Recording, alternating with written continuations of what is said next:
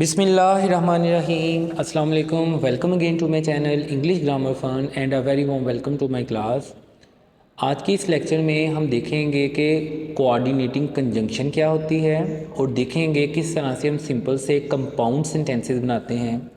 Ninth class के students के लिए आज का लेक्चर बड़ा फ्रूटफुल होने वाला है क्योंकि उनके एग्ज़ाम में ऑब्जेक्टिव में कंपाउंड सेंटेंसेस के बारे में पूछा जाता है और कोऑर्डिनेटिंग कंजंक्शन का उनके लिए जानना ज़रूरी है, तभी वो डिफरेंस कर सकेंगे सिंपल, कंपाउंड और कम्प्लेक्स सेंटेंसेस में। आपने लेक्चर को एंड तक वॉच करना है, कोई भी पार्ट स्किप नहीं करना।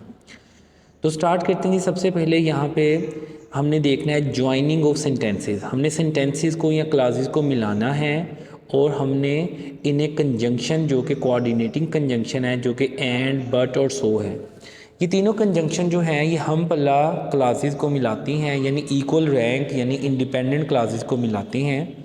तो अब हम इनको एग्जांपल्स में देखते हैं। एग्जांपल है जैसे they are very agile creatures, they play with other dolphins.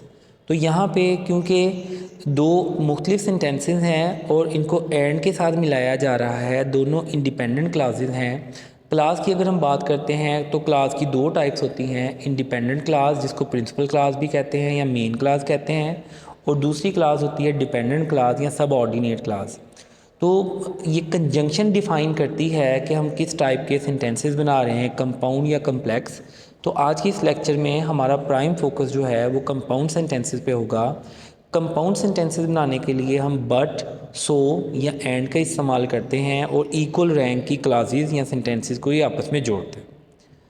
तो अब हम इसकी एक्सरसाइज स्टार्ट करते हैं। जैसे dolphins are gentle, they are fast moving. क्योंकि दोनों में हम डॉल्फिन्स के बारे में बात कर रहे हैं तो दैट्स वाई एंड जो है सबसे सूटेबल कंजंक्शन होगा कि डॉल्फिन्स जो हैं ये जेंटल होती हैं, नरम मिजाज होती हैं और तेज़ हरकत करती हैं। सेकंड सेंटेंस है they are small and they are not aggressive. वो छोटी होती हैं और ये गुस्सीली भी नहीं होती। थर्ड को देखते हैं they can't breathe under water. वो पानी के अंदर सांस नहीं ले सकती। तो सो का इस्तेमाल करेंगे, इसीलिए they come up to the surface to breathe, इसीलिए वो सरफेस के ऊपर आती हैं, सतह के ऊपर आती हैं सांस लेने के लिए। फोर्थ को देखते हैं dolphins have only one calf at a time. Calf dolphin के बच्चे को कहते हैं। And it stays with the mother for up to 6 months. It जो है यहाँ मैं बताता चलूँ कि हम समझते हैं कि ये पर्सनल प्रोनाउन है, इसको सिर्फ बेजान के लिए हम इस्तेमाल करते हैं, इसको हम एनिमल्स के लिए भी इस्तेमाल कर सकते हैं। तो क्योंकि हम उसके काफ की बात कर रहे हैं और कैसे वो अपनी माँ के साथ रहता है, दैट्स वाई एंड जो है यहाँ पे सूटेबल कंजंक्शन है। फिफ्थ को देखते हैं dolphins used to be killed by hunters. पुराने वक्तों में डॉल्फिन्स को हंटर इनका शिकार करते थे, शिकारी उनका शिकार करते थे। And now they are more likely to be killed by fishing nets.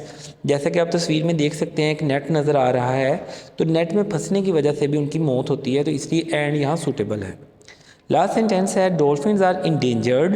Endangered कहते हैं ऐसी स्पीशीज़, ऐसे जानवर जो कि ख़तरे में हों, but they are protected by law.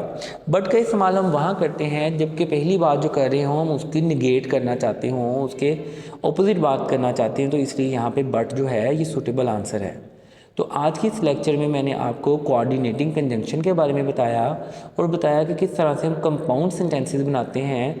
Simple sentences या क्लासेस जो होती हैं, इंडिपेंडेंट क्लासेस को किस तरह से हम ज्वाइन कर सकते हैं और इससे हम सिंपल से कंपाउंड कम्प्लेक्स की तरफ कैसे जा सकते हैं।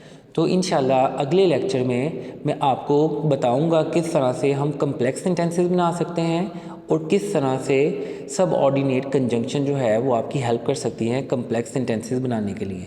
मेरे चैनल के साथ ट्यून रहें, इंशाल्लाह अगले लेक्चर में मुलाकात होती है। और अगर अभी तक आपने सब्सक्राइब नहीं किया, काइंडली सब्सक्राइब करें, फ्रेंड्स और फैमिली में शेयर करें। Keep supporting my channel. अल्लाह हाफिज़।